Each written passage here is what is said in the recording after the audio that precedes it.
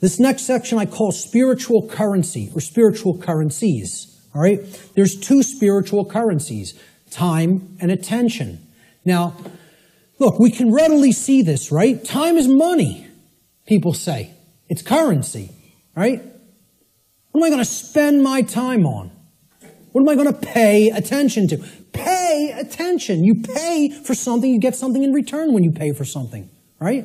That's what attention will get you here. It will get you something in return. You pay attention, you're going to come out of here with a lot of understanding. There's two spiritual currencies, time and attention. This analogy can be seen very readily in the saying, spending time and paying attention. Whatever information or endeavors we put our time and attention toward, we end up getting something in return for that investment of these currencies. This is what real money is, folks. Real money. This will get you real money. One I, mon I. Okay? If you want real money instead of the fake Federal Reserve nonsense fiat paper currency money that isn't worth the paper it's printed upon, then keep thinking that that has value. Okay? And people who say gold is value, gold is real money. Yeah, well, I ask people, what intrinsic value does gold have? And they say, well, oh, it's been traded with throughout time immemorial. People valued it all the time. Does that make it intrinsic? You answered my question. It's like saying, why does that projector have intrinsic value? And you say, because I find it valuable. No, that projector has intrinsic value because it's capable of projecting an image. And if I want that task done, that's what I use a projector for. Okay? Well, what's gold used for? Can you build clothing out of it? Can you build a house out of it? Is it malleable enough to be molded into a weapon of some sort? You're going to take shelter under it? Well, maybe if you have enough of it. But, you know, the whole point is there is no intrinsic value to this. It's something that's, the idea of it having, of any precious metal having intrinsic value, other than, you know, okay, in a technological society it's used for computers. This is true. Okay? But I'm talking about in nature. You know, where would this idea of intrinsic value of gold come from in the ancient past? People say, well, it's used as a medium of exchange. Okay? Money is not a medium of exchange. People think of it as a medium of exchange, and it's not. It's incorrect. Okay? Money is the limiter of energy in the system. See, people think of money as currency. Even the name is a mind control technique because it's supposed to be about, it's the current in the energy system. This is the current. It's the amperage, right? No, it's not. It's not the capacitance either. It's not a store. That's another thing people will tell you money is, what they say is real money. Okay? It's all fake. It's all fake. It's not a store either. You know what it is? It's the resistance in the system. It's the resistance to change in the system. It acts as the resistor. Because as long as that modality of slavery called money continues to exist, it will always be extraordinarily difficult to create real lasting change. So again, I piss off everybody. Religion's got to go, scientism's got to go, New Age thought's got to go, money's got to go. All of it's got to go. You know why? It's all religion. It's all religion, and the word religion means to hold one back, to tie one up and keep them where they're at, as we're going to get to in a few moments. Okay? So let's get back to spiritual currencies. We end up getting something in return on what we put our investment of spiritual currencies toward. And you know what if it's put toward the right goals, the end result is true money, one I. Okay? True spiritual vision. The ability to see, to unoccult something and see it for what it really is. That's what comes from truly putting time and attention onto the right things. This return could come in the form of knowledge. It could come in the form of understanding. It could come in the form of skills, expertise, and empowerment. But only if we invest these two spiritual currencies wisely. And let me tell you something, folks. That's why most people don't have any money.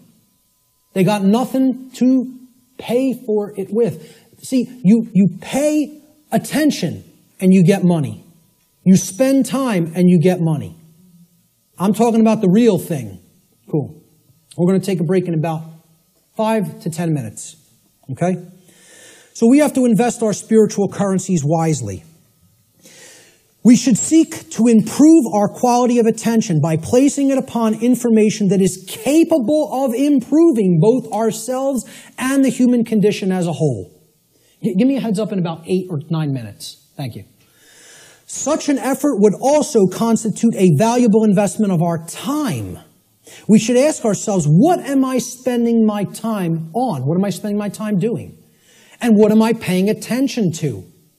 That's where you will find whether you're investing in real value, something that is truly valuable. If most of the time we're spending our time on nonsense and trivialities and, divisive things and TV and sports and all other kinds of entertainment and distraction, well, you're going to have a return on that investment, and that return is going to be low. It's not going to result in much money, real money. Okay? Most importantly, we need to ask ourselves, what kind of quality am I getting in return for my investments of time and money? Time and attention, I'm sorry. Okay? These are the spiritual currencies. And that's what most people don't want to give.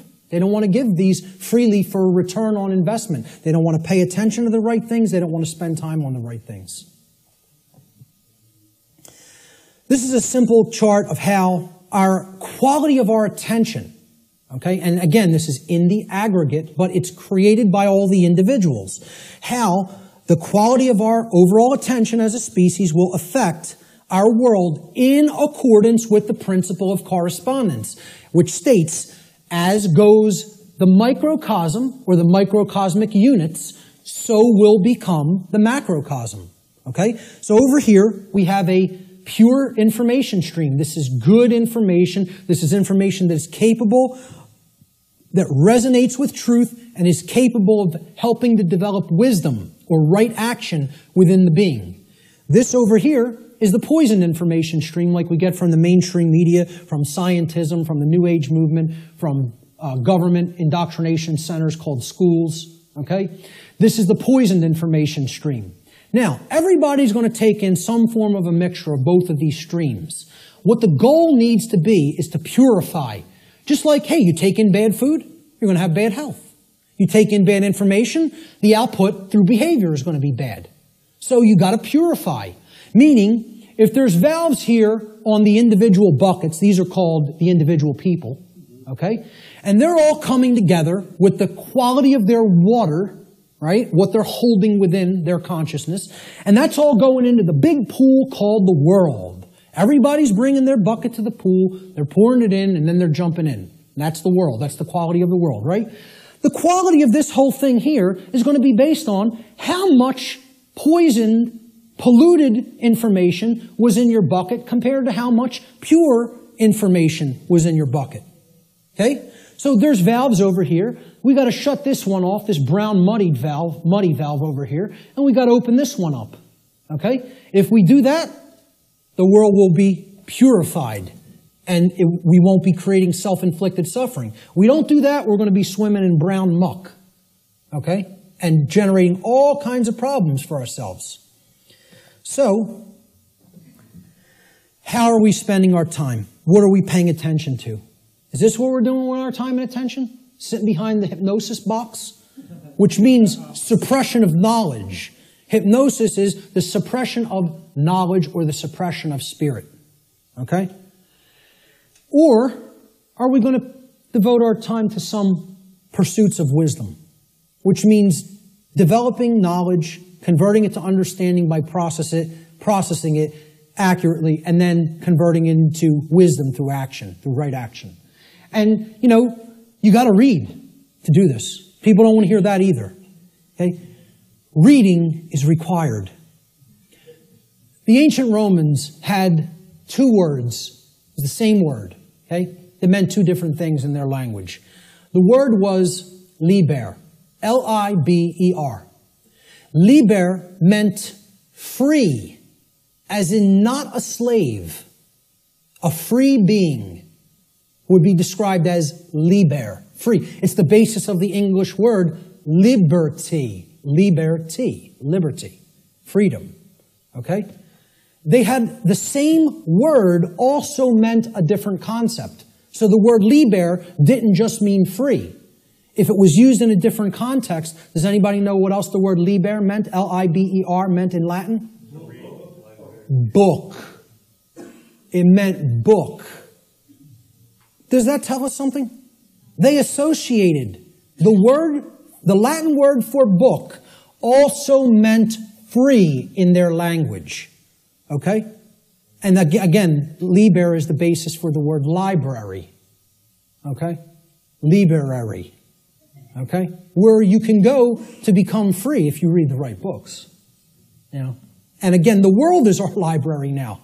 You know, we've reunited all the parts of the big library that were cast to the four corners of the earth. The mystery traditions are available at your fingertips now, which hasn't been the case at any time in human history. And what are we doing? We're playing Farmville on Facebook. You know?